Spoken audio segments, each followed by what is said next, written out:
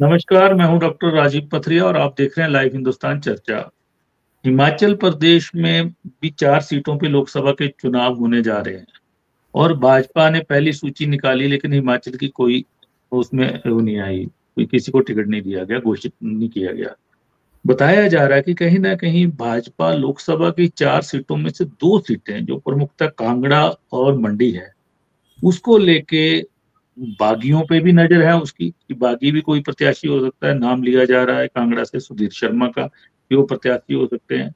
वहीं पे जो बगावत इन दिनों कांग्रेस सरकार के अंदर चल रही है और हॉली लॉज के ऊपर भी भाजपा की नज़रें हैं, क्योंकि मंडी संसदीय सीट से उपचुनाव जीतकर प्रतिभा सिंह ने एक ऐसा दांव खेला था कि फिर प्रदेश में एक माहौल बना और उसके बाद राज्य में सरकार बदली, जबकि रिपीट का नारा बहुत बड़ा था। लेकिन जो मंडी बिल्कुल भाजपा के साथ चली, वो अचानक से एकदम से हर विधानसभा क्षेत्र में वोट पलटी मार गया। प्रतिभा सिंह पे भी नजर है कहीं ना कहीं। अब भाजपा बागियों की तरफ क्यों देख रही है और बगावत को, और उसका अगला क्या प्लान है कि प्रतिभा सिंह को भी कैसे लिया जाए। लेकिन अभी तक जो सूची भेजी गई है राज्य चुनाव समिति द्वारा, और आज दिल्ली में उस पर मीटिंग भी हो रही है, उसमें 3-3, 4-4 नाम हर लोकसभा क्षेत्र से भेज दिए गए हैं। लेकिन स्पेस छोड़ी गई है हाईकमान के लिए, वो देखेगा मंडी और कांगड़ा में क्या करना है। माना जा रहा है कि सोमवार तक, अगले कुछ दिनों में कोई सूची आएगी, जो सेकंड सूची आएगी, उसमें सिर्फ हमीरपुर और शिमला के टिकट भाजपा डिक्लेयर करेगी। वहीं पे कांग्रेस पार्टी बगावत से जूझ रही है। उसने आवेदन मांगे थे, 3 दर्जन के करीब आवेदन भी आए, लेकिन वो इस कदर बगावत से जूझ रही है कि वो देख ही नहीं पा रही है कि कौन से कैंडिडेट को शॉर्ट लिस्ट करके सूची हाईकमान को भेजी जाए। वो कांग्रेस पिछड़ती जा रही है। रानी प्रतिभा सिंह पहले चुनाव प्रचार में भी जुटी थी अपने पार्लियामेंट में, लेकिन अचानक उन्होंने चुनाव प्रचार बंद करके वो हॉली लॉज में बैठ गई हैं। सबकी नजरें अब हॉली लॉज पे भी हैं। वहाँ भाजपा देख रही है कि हम अपनी, हालांकि भाजपा राम रथ पे सवार है, लेकिन उसको फिर भी वो पुख्ता तरीके से चुनाव में उतरना चाहती है, इसलिए भाजपा को बाकी बहाने लगे हैं कहीं न कहीं। तो आज हम इसी विषय पे चर्चा कर रहे हैं। हमारे साथ चर्चा में भाग ले रहे हैं हरकेश शर्मा जी है, भाजपा के प्रदेश के वरिष्ठ प्रवक्ता हैं। मनमोहन कटोच जी हैं, कांग्रेस पार्टी के वरिष्ठ नेता हैं। उदयवीर पठानिया जी, वरिष्ठ पत्रकार, आज हमारे साथ इस चर्चा में भाग ले रहे हैं। उदयवीर जी, सिनेरियो ठीक है, सरकार के ऊपर संकट चल रहा है, वेंटिलेटर पे सरकार है, कब क्या हो जाए कुछ नहीं कहा जा सकता। लेकिन कांग्रेस इसी में उलझी हुई है। जाहिर है कि वो लोकसभा में कौन प्रत्याशी होगा, क्या तैयारियां होगी, उस तरफ बिल्कुल नहीं देखा जा रहा। अचानक जो शुरुआत हाईकमान ने करवाई थी, वो अचानक बंद हो गई है। लेकिन भाजपा की नजर कहीं ना कहीं बागी सुधीर शर्मा के ऊपर है, ये चर्चा इन दोनों चल रही है। और मंडी से हालांकि हैवीवेट कैंडिडेट जयराम ठाकुर है, उनका नाम भी प्रपोज किया गया है। लेकिन जयराम ठाकुर चाह रहे हैं कि जिस तरह से कांग्रेस में कला चली है, जिस तरह से विक्रमादित्य सिंह बागियों को मना रहे हैं, अगर वो नहीं माने तो हो सकता है कि हॉली लॉज पे भी निशाना हो, भाजपा उनको भी तोड़े किसी तरह से। तो प्रतिभा सिंह को मंडी से उतारा जाए और सेफ खेला जाए कहीं न कहीं, इस तरह की चर्चाएँ चल रही हैं। जी। जी, उदयवीर जी। डॉक्टर साहब, ये जो माहौल आपने बताया ये बिल्कुल सही है। आज की डेट में यही माहौल है। और अगर मैं कांग्रेस की बात करूं तो कांग्रेस सही मायनों में बैकफुट तो छोड़िए, कहीं प्लेटफॉर्म पर भी नजर नहीं आ रही। वजह यही कि जिस प्लेटफॉर्म पर इनको भाजपा से लड़ना चाहिए था, उस प्लेटफॉर्म पर कांग्रेस आपस में इस दौर में लड़ रही है। और इनकी लड़ाई के चर्चे भी ऐसे हो चुके हैं कि उसका खामियाजा ये पहले भुगत चुके। बागी चले गए, सारी चीजें हो गई।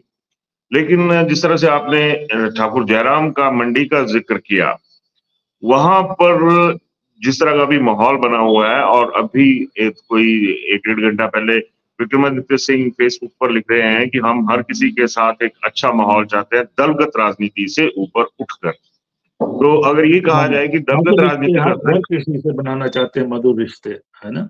इस तरह का पोस्ट बिल्कुल। किया उन्होंने। जी। तो ये दलगत राजनीति वाला जो बयान है विक्रमादित्य सिंह का, ये बहुत पुराना चल रहा है। और पहले भी कहीं लग रहा था कि कोई ना कोई जो जमीन है वो जो दलदल वाली दलगत राजनीति होती है उसके ऊपर ही तैयार की जा रही है। तो ऐसे माहौल में विक्रमादित्य सिंह का ऐसा बयान देना, जब पूरी कांग्रेस में एक तरह से आग लगी हुई है, तो उस आग में अगर मैं सियासती उस पे कहूं तो ये उस आग में घी डालने जैसा ही एक तरह से नजर आ रहा है।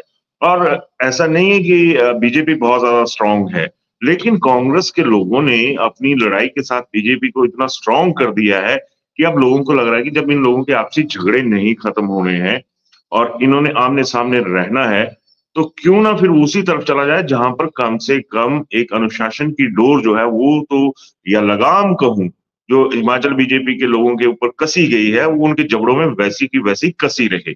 अब आप खुद, आपका भी आकलन है कि जयराम जी जिस तरह से कह रहे हैं या एक सोच बताई जा रही है कि क्यों ना अगर फिर मंडी से प्रतिभा सिंह को बीजेपी की टिकट पे उतार दिया जाए। खैर, ये बात तो बात की है जब ये सारी चीजें क्लियर होंगी, लेकिन ऐसा सवाल भी क्यों उठा, वो भी उस कांग्रेस के ऊपर जिसके अंदर 4 कार्यकारी अध्यक्ष थे, मेन अध्यक्ष थी। अब कहीं ना कहीं जो एक पॉलिटिकल साइकोलॉजिकल इंप्रेशन तो नहीं कहूंगा, कि डिप्रेशन जो है वो कांग्रेस के ऊपर छोड़ा जा रहा है, कांग्रेस के कैडर के ऊपर छोड़ा जा रहा है कि भैया जब आप लोगों के बड़े नेता ही आपस में उलझे हुए हैं तो तुम्हारे पास भी कोई चारा नहीं है। अगर तुम्हें अपना वोट जो है वो ट्रांसफर करना पड़ेगा तो जिस तरह से तुम्हारे नेता हमारी तरफ ट्रांसफर हो रहे हैं तो आपका वोट भी हमारी तरफ ट्रांसफर होना चाहिए। तो ये जो एक तरह से ट्रांसफर का दौर चला हुआ है वो अब कहीं ना कहीं इन लोगों के ऊपर खुद ब खुद भारी पड़ने शुरू हो चुका है। डॉक्टर साहब। जी, लेकिन देखिए आपको लगता है कि कहीं न कहीं हॉली लॉज ये जो चल रहा है, बगावत चल रही है, इसमें उलझ के रह जाएगा, कांग्रेस को अलविदा कह देंगे? कहीं न कहीं दिल्ली से कोई ऐसा तो नहीं है कि ईडी, सीबीआई कहीं न कहीं उसका भी दबाव हो कहीं न कहीं? क्योंकि एक आम चर्चा चल रही है कि हॉली लॉज पे इस तरह का दबाव डाला जा सकता है क्योंकि उनके पिछले केसेज़ जो हैं अभी तक क्लोज़ नहीं हुए हैं। बिल्कुल। डॉक्टर साहब, यहाँ पे मैं एक थोड़ा-सा ये कहना चाहूँगा कि हॉली लॉज का जो अभी तक का रवैया है, वो अगेंस्ट सुखविंदर सिंह सुक्खू है। अगर वो कोई बयान भी दे रहे हैं, तो वो कहीं सरकार का पक्ष नहीं ले रहे कि यही होगा या वैसे होगा, या सुखविंदर सिंह सुक्खू को गलत ठहरा दे रहे हैं, कुछ और चीज़ें हैं।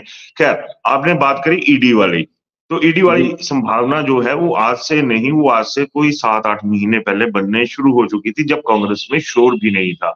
लेकिन अंदर खाते कहीं न कहीं ये तैयारी हो चुकी थी कि, और जो लोग थे वो भी पॉइंट आउट कर लिए गए थे।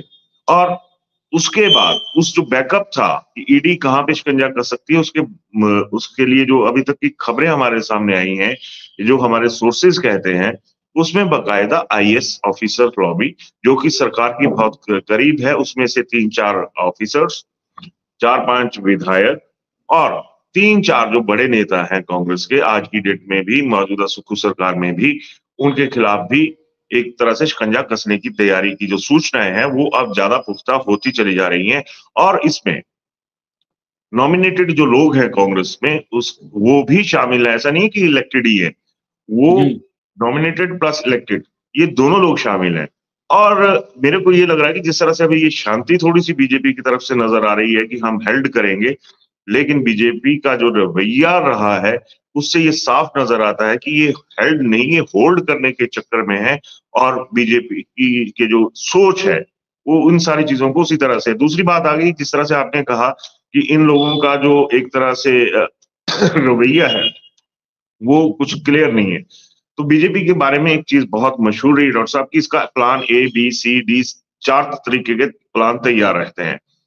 तो ये जो प्लानिंग है उसके तहत जिन लोगों के, इनके नेताओं के नाम आ रहे हैं कि इनको मंडी से या चारों विधानसभा क्षेत्रों से लड़वाया जा सकता है, तो उसमें भी एक बहुत बड़ी गड़बड़ी है। वहां पर ये सुनने में आ रहा है कि इन लोगों के खुद भाजपा के कैडर तो छोड़िए, आम कार्यकर्ता तो छोड़िए, जो भाजपा के बड़े नेता हैं इनके भी उस वक्त होश फाख्ता हो जाएंगे कि अगर,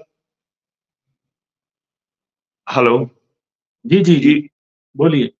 कि कल को अगर कुछ ऐसे नाम कांगड़ा से या किसी और लोकसभा क्षेत्र से सामने आ जाएं, तो वहां पर बहुत ज्यादा एक जिस तरह से ये कह सकते हैं कि एक स्थिति ऐसी बन जाएगी कि जो बीजेपी के लीडर इस वक्त बहुत एक तरह से तमतमाए हुए नजर आ रहे हैं, चाहे सेकंड लाइन ऑफ लीडरशिप है कि हम तो जीते ही जीते हैं, तो हम नहीं होंगे ये लोग। उस दौर में वो चेहरे सामने आएंगे जो इन्होंने कभी सपने में भी नहीं सोचे होंगे। तो ऐसा नहीं है कि हिमाचल बीजेपी को बहुत कुछ पता है। हिमाचल बीजेपी को बहुत कुछ पता है, जो ऊपर वालों को जी, पता है हाँ, ऊपर वो क्या उनको ही पता है पकेगा? कि कोई पता नहीं, बिल्कुल सही बात है। राकेश जी जी, राकेश जी, बागियों के स्वागत के लिए बीजेपी कितनी तैयार है? कहीं ना कहीं चर्चा चल पड़ी है कि सुधीर शर्मा नेगोशिएट कर रहे हैं, उनके लिए हर्ष महाजन कर रहे हैं, जयराम जी भाग ले रहे हैं, बिंदल जी भाग ले रहे हैं उन मीटिंगों में, आपके संजय टंडन जी भाग ले रहे हैं सह प्रभारी। और कहीं ना कहीं बात बन रही है कि अगर सुधीर शर्मा को लोकसभा से कांगड़ा से लड़ाया जाए, वहीं निगाहें मंडी से प्रतिभा सिंह के ऊपर भी हैं, क्योंकि आपकी पार्टी कोई रिस्क नहीं लेना चाहती, 4/4 करना चाहती है वो 4/3, 4/2 नहीं करना चाहती। और हालांकि राम रथ पे सवार हैं और उत्साह भी है, सब कुछ है, लेकिन ये जो अचानक कांग्रेस के अंदर बगावत का बीज आपकी तरफ से बोया गया है, उसका फल आप लोकसभा चुनावों में लेने की भी कोशिश में है। ये बड़ी चर्चा चल रही है राकेश जी। जी। देखो, हम अगर मगर की बात नहीं करते हैं, हम सीधी बात करते हैं।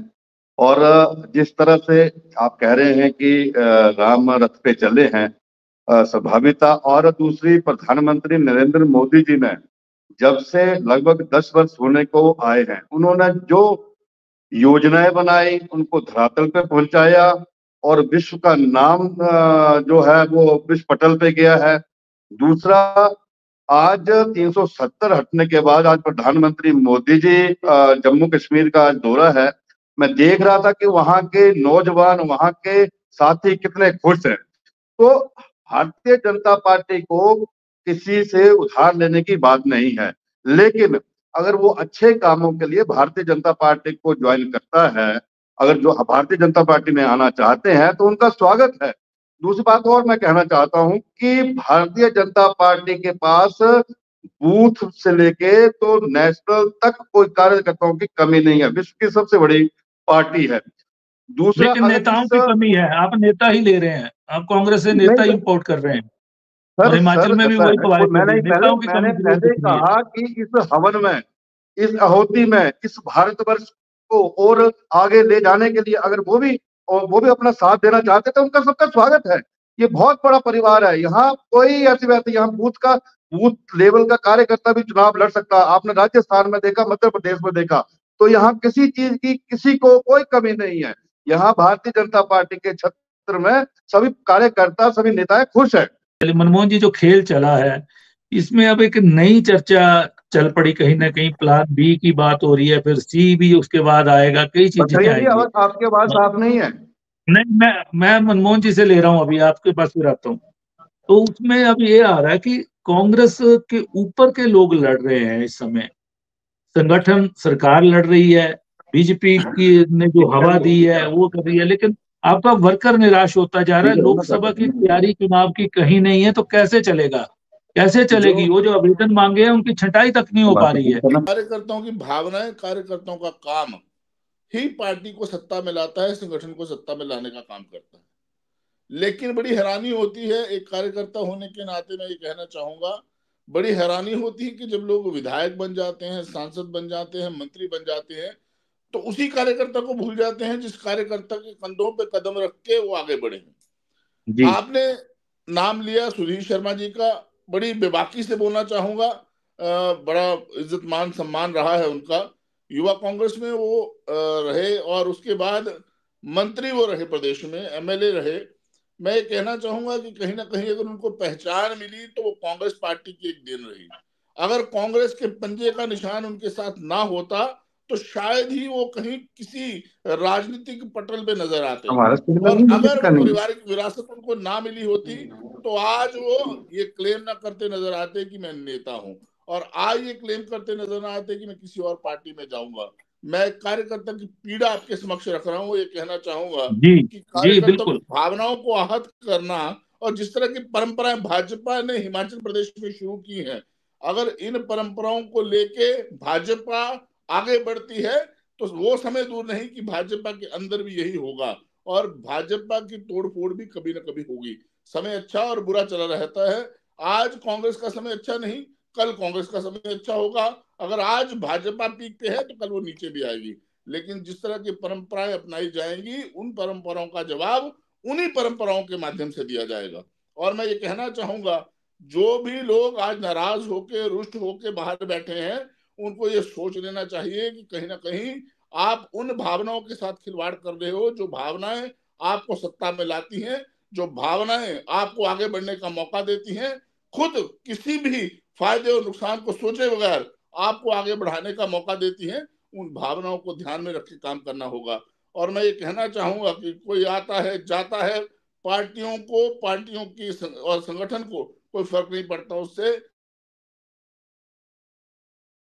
जी, आज की तारीख में अगर मैं कहूं, हिंदुस्तान में 60% से ज्यादा बड़े चेहरे जो कांग्रेस पार्टी के थे और जिनके खिलाफ बोल बोल के भाजपा सत्ता में आई, उन्हीं को डिटर्जेंट पाउडर में धुला के अपने साथ संगठन में जोड़ने का उन्होंने काम किया। और हिमाचल प्रदेश में भी मेरे भाई राकेश भाई, मैं बड़े आदर के साथ कहना चाहूंगा, जिन सुधीर शर्मा के खिलाफ ये बड़े लंबे लंबे बयान देते रहे, उन्हीं सुधीर पुतले भी जलाते थे सुधीर शर्मा के, राकेश और जी। जी बिल्कुल,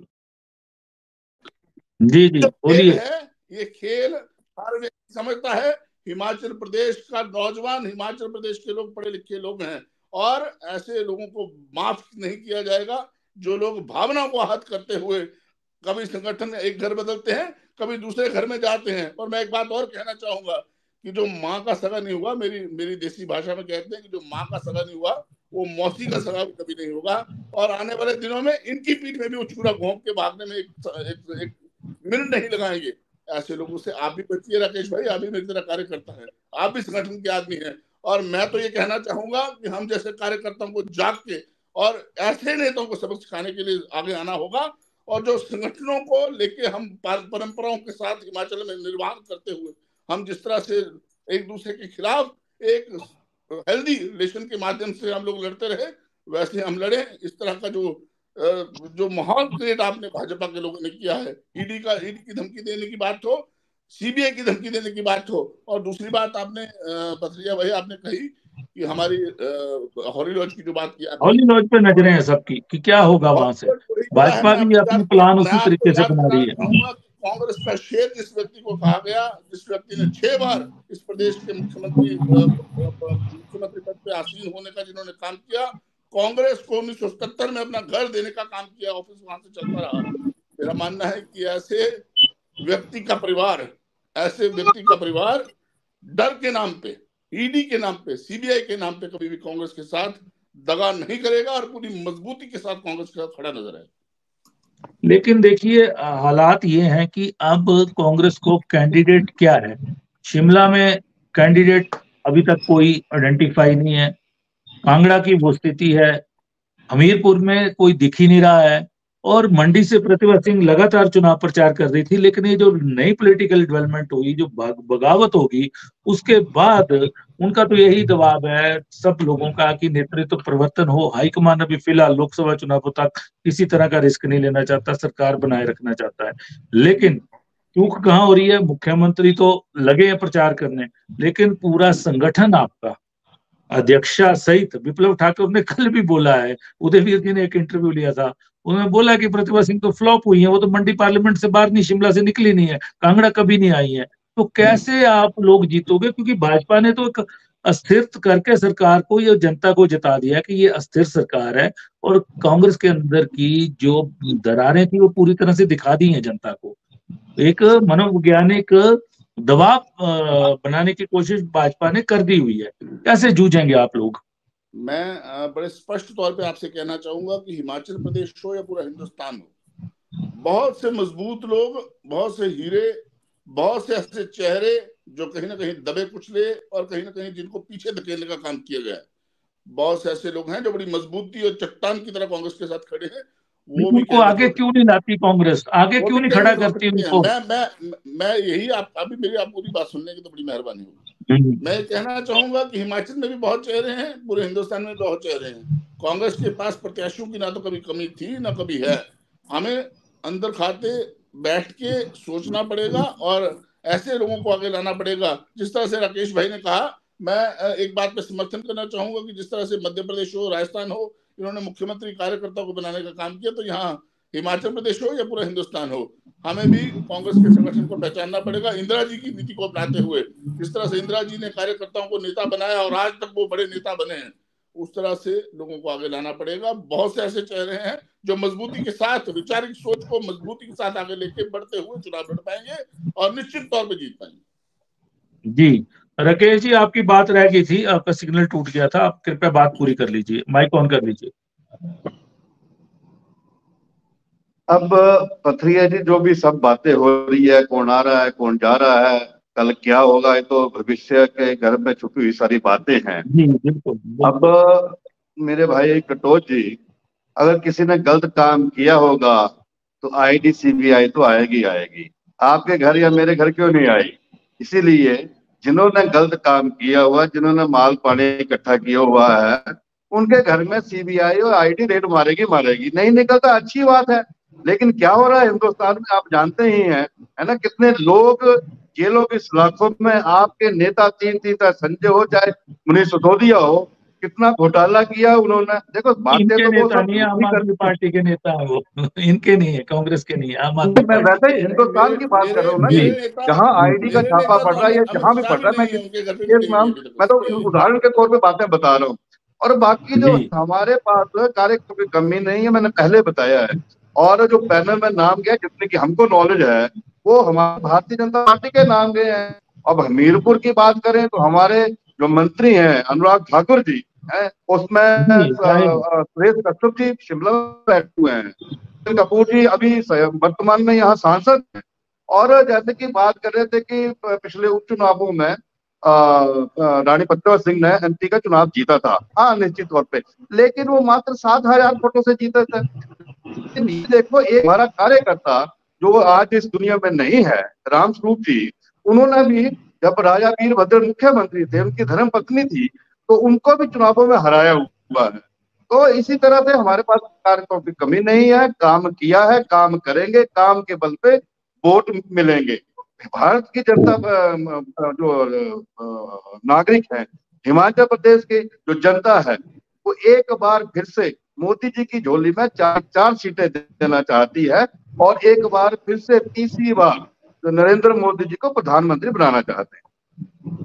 जी मनमोहन जी, मैं ये कहना चाहूंगा बड़े भाई से कि हाँ, आपने काम किया है, काम करेंगे। और आपने कहा कि ईडी और सीबीआई का छापा आपके घर और मेरे घर में नहीं पड़ता है। आप तो भाजपा से जुड़े हैं, बधाई हो आपको, आपके घर में नहीं पड़ेगा। लेकिन कभी ना कभी अगर मनमोहन कटोच कभी बड़ा नेता नहीं, होगा या किसी पद पे होगा, तो कटोच निश्चित जी, तौर पे सीबीआई और ईडी का डंडा मुझे भी दिखाया कटोच जाएगा। जी, ये लेकिन मैं कोई ये 10 कहना सालों चाहूंगा से कि अगर दम है सीबीआई, तो जय शाह के ऊपर भी सीबीआई और ईडी की जांच होनी भैया चाहिए। सुनो मेरी अगर बात, दम है कटोच जी, तो जो जो इनके बड़े नेता और आईडी जिनके ये कोई पिछले 10 सालों से हेमंत नहीं है। बिश्व शर्मा के ऊपर भी सीबीआई ईडी की जांच इसको होनी चाहिए। मैं इसको ये कहना लालू यादव है चाहूंगा जो आपके कि जो सहयोगी जो है, वो जिन जिन कहते लोगों को थे मैंने डिटेक्शन तोता, पॉइंट से धोया ये है और इंदिरा जी गांधी का रिलीज किया तोता है, है, जी जहां उनके भी ऊपर भी जाएगा सीबीआई खा और ईडी की जाएगा। जांच होनी चाहिए। ऐसा पाल के ऐसे रखते थे। लोगों को आप बख्श हम देते गलत हैं जो बात आपके नहीं करते खिलाफ ना, है, गलत काम और जो करते हैं। आपके खिलाफ है उसके ऊपर आप बड़ी से जी बड़ी जांच बिठाने की या तो धमकी देते हैं या जी करवाते हैं।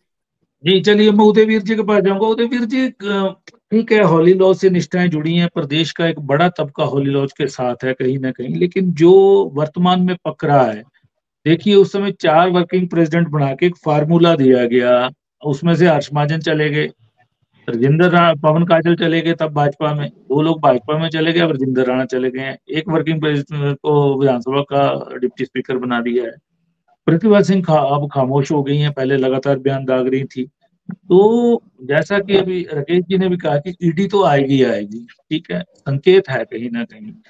अगर ईडी सीबीआई का कोई दबाव होगा, तो आपको लगता है कि अगला प्लान जो भाजपा का है, और लोकसभा चुनावों को भी कहीं ना कहीं देखा जा रहा है कि हम, अगर ऐसा होता है तो एक सुधीर जी तो हमें मिल ही रहे हैं और प्रतिभा जी भी हमें मंडी से मिल जाएंगी, ये कितना पूर्ण होगा प्लान? क्योंकि अभी अभी आपने बताया विक्रमादित्य सिंह जी की जो पोस्ट आई है, वो भी कहीं ना कहीं इंगित करती है कि वो भी अपनी पार्टी के अंदर ज्यादा खुश नहीं है, और वो भी कोई नया ठौर ठिकाना ढूंढ रहे हैं।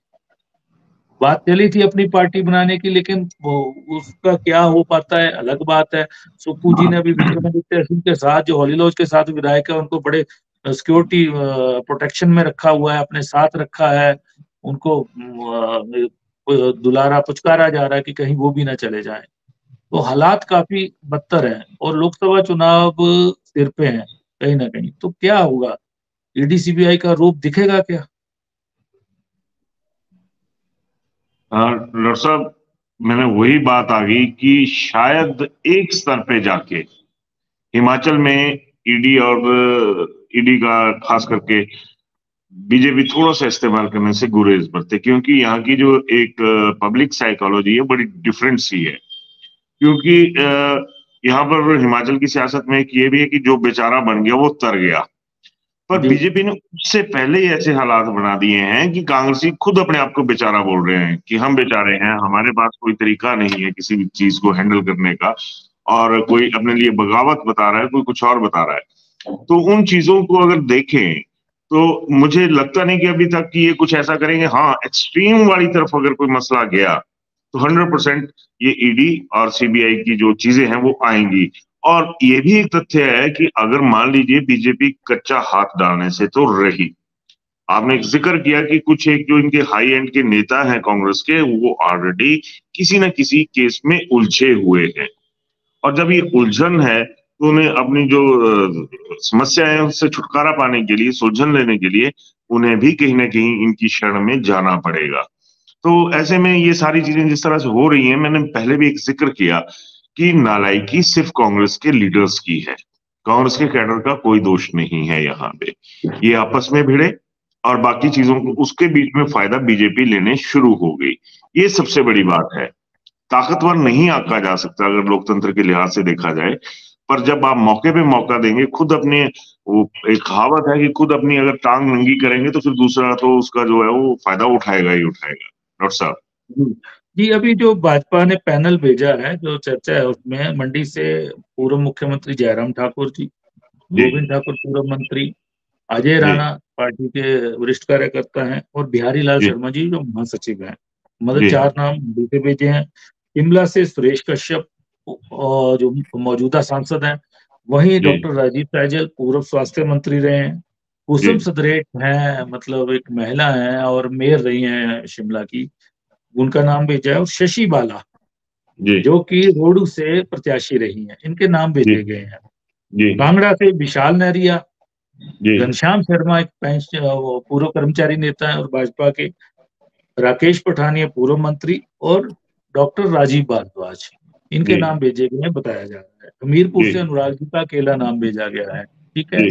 लेकिन सवाल ये है कि इसमें भाजपा इस बार, उस भाजपा को लग रहा है कि अगर टूट जो है कांग्रेस की बड़ी, तो हम अपने विधायकों को आगे ना करें। सिर्फ जयराम जी का नाम भेजा गया है, जबकि एक महिला को टिकट देना चाहती है इस बार, कहीं ना कहीं हाईकमान के भी निर्देश हैं, क्योंकि बिल भी लाया है मोदी जी द्वारा, नारी वंदन बिल लाया गया है, और डिलिमिटेशन के बाद आगे, इसलिए उससे पहले एक महिला को उतारना चाहते हैं। तो शिमला पार्लियामेंट से नाम भेजे गए हैं। मैं वही चीज लगाऊंगा डॉक्टर साहब बताने कि जिस तरह से पहले मैंने जिक्र किया कि ये कांग्रेस की नालायकी है, जो बीजेपी कांग्रेस के हालात को देखते हुए अपना जो एक खाका वो तैयार कर रही है, ना कि अपने हालात को देखते हुए। अभी जिस ऑफिस में राकेश भाई बैठे हुए हैं, उस ऑफिस में जब इसका जो एक तरह से उद्घाटन हुआ था, तो उसमें जो मौजूदा सांसद थे उनको ही नहीं बुलाया गया था, उनका नाम भी नहीं भेजा गया, पैनल में नहीं भेजा गया कहीं पे। तो ये लोग, ऐसी शुरुआत होती है बीजेपी के अंदर कि जिसकी कल्पना करना भी बड़ा एक, मतलब जब एक किसी आदमी को उन्होंने किनारे लगाना होता है बीजेपी ने, तो वो किनारे लगाकर ही दम लेते हैं, ये भी एक सच है। अगर मैं कांगड़ा, जिस तरह से महिला टिकटों की बात करी है आपने, तो कहीं ऐसा ना हो डॉक्टर साहब, मैं यहाँ पे थोड़ा सा इशारा दे रहा हूँ कि जब महिला टिकट की बारी आई तो वो हो सकता है कि वो कांगड़ा से हो, वो महिला का कोटा फिर शिमला से नहीं जाएगा, वो महिला का कोटा कांगड़ा लोकसभा क्षेत्र से पूरा होगा, और बीजेपी इसको वहीं से पूरा करेगी, बशर्ते जो अभी तक चीजें चली हुई हैं वो एज इट इज वहां पे चलती रहे। तो ऐसे में अगर पूरी चीज देखी जाए तो होता क्या है कि जो पार्टी लाइन पे काम कर रहे हैं उनकी पार्टी लाइन ही उनका एक जरिया रहता है, लेकिन जो एक पॉलिटिकल फैक्टर्स हैं वो इग्नोर होके रह जाते हैं कि वहां पर जो एक क्रक्स निकलना चाहिए वो नहीं निकल पाता है। तो इन चीजों में ये डिपेंडेंट कांग्रेस खुद हुई, कांग्रेस खुद मौका दे रही है इन लोगों बीजेपी को, और जो शुरुआत हुई है ये लगता है कि आने वाले टाइम में अच्छा खासा ब्लास्ट जो है वो कर देगी। लेकिन सबसे बड़ा सवाल ये है कि निष्ठाएं कहाँ गई, अगर राकेश की बात करूं शर्मा जी की, तो ये एक कदावर यहां से चेहरा रहे हैं, लेकिन लगातार साइडलाइन, उसी तरह से मनमोहन कटोच लगातार साइडलाइन। तो ये जो इग्नोर करने वाली पॉलिटिक्स है बीजेपी और कांग्रेस दोनों की, ये कहीं ना कहीं तो महंगी पड़ेगी दोनों दलों को, इस चीज से भी इनकार नहीं किया जा सकता। फैक्टर्स जो है वो ग्राउंड लेवल से चलेंगे, लेकिन दुर्भाग्य देखिए कि कांग्रेस ने अपना ग्रास रूट नहीं देखा, और इसके जो पेड़ के तने थे, टहनियां थी, वहां पर जो इन्फेक्शन था वो शुरू हुआ। तो इस इन्फेक्शन का फायदा तो बीजेपी लेना चाहेगी। मंडी से आपने जयराम ठाकुर जी की बात करी, तो जाहिर सी बात है कि उनको बाहर निकालने के लिए भी बीजेपी का एक बहुत बड़ा धड़ा काम कर रहा है। उसमें कांगड़ा जिला का एक धड़ा काम कर रहा है, हमीरपुर का एक धड़ा काम कर रहा है। तो मंडली तो शिमला पार्लियामेंट का भी है, शिमला पार्लियामेंट का भी एक धड़ा है। तो जब 3 धड़े एक के पीछे पड़ जाएंगे तो उस व्यक्ति को समस्याएं आएंगी, हर हाल में आएंगी। क्योंकि बीजेपी भी कुछ नेता ऐसे हैं जो कि कह तो रहे हैं कि वोट हमें मोदी के नाम पे चाहिए, मोदी फैक्टर को ही भुना रही है, लेकिन ये भी सच है कि मोदी के नाम के साथ भुनाने के साथ साथ जयराम ठाकुर को भी हमेशा के लिए प्रदेश से बाहर भेजने का तरीका बीजेपी के हर कंस्टिट्यूंसी से लोग देख रहे हैं, माइनस मंडी पार्लियामेंट्री। हो सकता है मंडी में भी 1-2 निकल आए। वैसे जयराम जी भी तभी खेल रहे हैं, वो देख रहे हैं भाजपा की तरफ, कांग्रेस की तरफ देख रहे हैं कि बगावत और कहां तक फैलती है। होली लॉज अगर बगावत में कूद पड़ता है तो जाहिर है प्रतिपक्ष के लिए रास्ते सजाए हुए हैं, और कि उनको हम उतारेंगे। बिल्कुल वही चीज आ गई डॉक्टर साहब, आप बिल्कुल सही बोल रहे हैं कि अब मैं वही कह रहा हूं कि बीजेपी में अपना दम नहीं है। वो कांग्रेस को बेदम करके उसका जो दम निकल रहा है, उसका दम घोट रहा है, उसी दम के साथ अपना दम दिखाने पर फिर वक्त तो हालात खुद नेताओं ने ऐसे बनाए हुए हैं, सीनियर लीडर्स ने बनाए हुए हैं, किसी कार्यकर्ता या जमीनी नेता ने नहीं बनाए हुए हैं। जो आसमान पे बैठे हुए लोग हैं उन्होंने ही ये हालात बनाए हुए हैं। डॉक्टर साहब जी चलिए चर्चा को विराम देते हैं। तो आज हम चर्चा कर रहे थे कि हिमाचल प्रदेश में लोकसभा चुनावों को देखते हुए भाजपा की तैयारियां बहुत आगे हैं, उन्होंने पैनल भी भेज दिए हैं। वहीं जो कांग्रेस पार्टी के अंदर बगावत है उसको देखा जा रहा है लोकसभा के टिकट आवंटन को भी लेके। कांगड़ा से बागी सुधीर शर्मा की कहीं ना कहीं चर्चा चल रही है।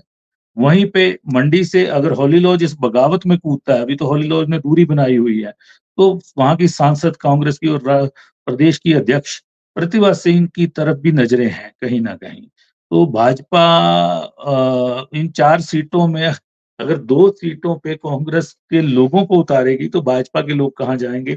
वहीं मनमोहन कटोच जी ने भी कहा कि कार्यकर्ता को कोई नहीं देख रहा है, ऊपर की लड़ाइयां चल रही हैं लगातार, और भाजपा ये साबित करने में तो तय हो गई है कि सरकार वेंटिलेटर पे अस्थिर है, कुछ भी हो सकता है।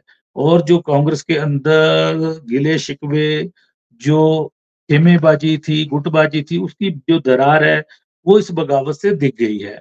और कांग्रेस पार्टी अभी तक अपने प्रत्याशियों को लेके ना कोई काम कर पाई है, ना कहीं पे चुनाव प्रचार को लेके कोई योजना बनाई गई है या उसको फील्ड में उतारा गया। प्रतिभा सिंह भी पहले अपने संसदीय क्षेत्र चुनाव में प्रचार कर रही थी मंडी में, लेकिन वो भी अब घर बैठ गई हैं। तो हालात क्या होंगे आगे, कौन से चेहरे उतरेंगे, ये भी एक अलग तरह की बात है। तो आज हमने इसी विषय पे चर्चा की, आप सबने चर्चा में भाग लिया, मैं आप सबका धन्यवाद करता हूँ।